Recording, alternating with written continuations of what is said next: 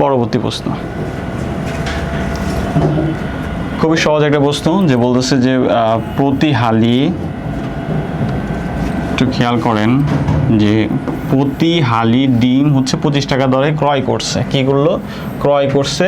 আবার এই প্রতি 2 হালি 56 টাকা দরে বিক্রি করতেছে। তাহলে প্রথমত আমাকে দেখতে হবে যে বিক্রি করতেছে কয় হালি। বিক্রি করতেছে 2 হালি, তাহলে আমাকে প্রথমত কিনতে হবে হচ্ছে ওই 2 হালি কত টাকা দিয়ে কিনছি সেটা বের করতে হবে। তো প্রথমত আমরা লিখব যে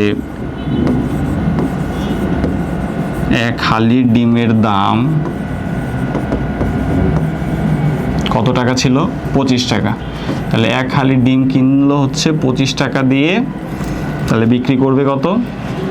তাহলে 2 হালি ডিমের দাম কত নিল? অর্থাৎ 25 গুণ 2 হইল কত? 50 টাকা। খেয়াল করে দেখেন, এই দোকানদার 50 টাকা 2 হালি ডিম 50 টাকা দিয়ে কিনলো, কিন্তু বিক্রি করবে কত টাকায়? 56 টাকায়। 2 হালি 56 টাকায় বিক্রি করবে। তাহলে এখন 2 হালি কিনলো হচ্ছে 50 টাকায়, আর বিক্রি করতেছে 2 হালি কত টাকায়? 56 টাকায়। তাহলে কি হলো? লাভ হইলো না ক্ষতি হইলো? লাভ হইলো। তার মানে আমরা এখানে লাভটা বের করলাম। লাভ হলো 56 মাইনাস 50, টোটাল হচ্ছে কয় টাকা? 6 টাকা।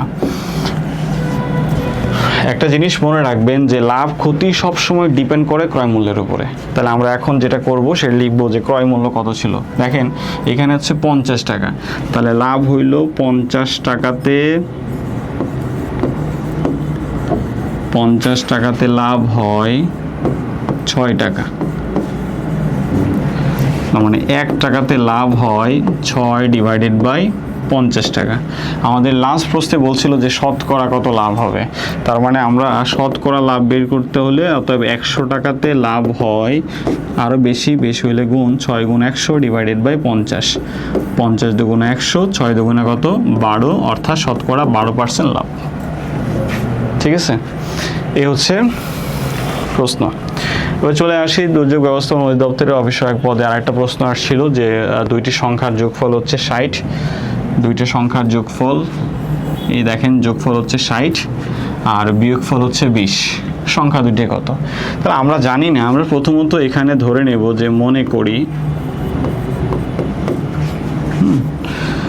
করি সংখ্যা দুইটা ধরে নিচ্ছি আমরা, যে সংখ্যা দুটি হচ্ছে x এবং y। সংখ্যা দুটি হচ্ছে x এবং y। খুব সহজ প্রক্রিয়া, যেভাবে করা যায় সেভাবেই পরীক্ষার হলে করবেন, মার্ক দিতে বাধ্য। তো 2টা সংখ্যার যোগফল হচ্ছে 60, অর্থাৎ x আর হচ্ছে y, 2টা সংখ্যা যোগ করার পরে আমরা পাবো হচ্ছে 60। এটা ওরা বলে দিচ্ছে, এখানে বলে দিচ্ছে। আবার 2টা সংখ্যা যদি বিয়োগ করি তাদের বিয়োগফল হবে কত? 20।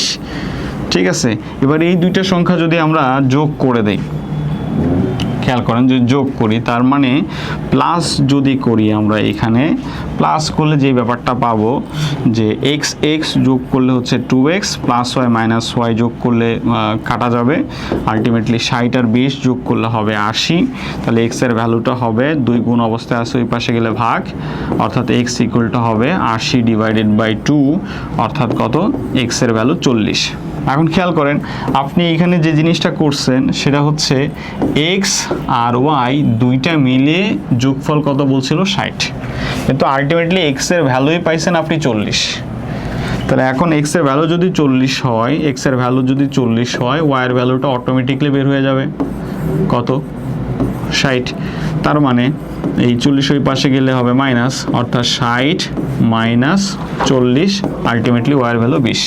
ঠিক আছে, তাহলে 2টা সংখ্যার মান আমরা অটোমেটিকলি পাইলাম, একটার মান হচ্ছে 40 আর একটা মান হচ্ছে 20।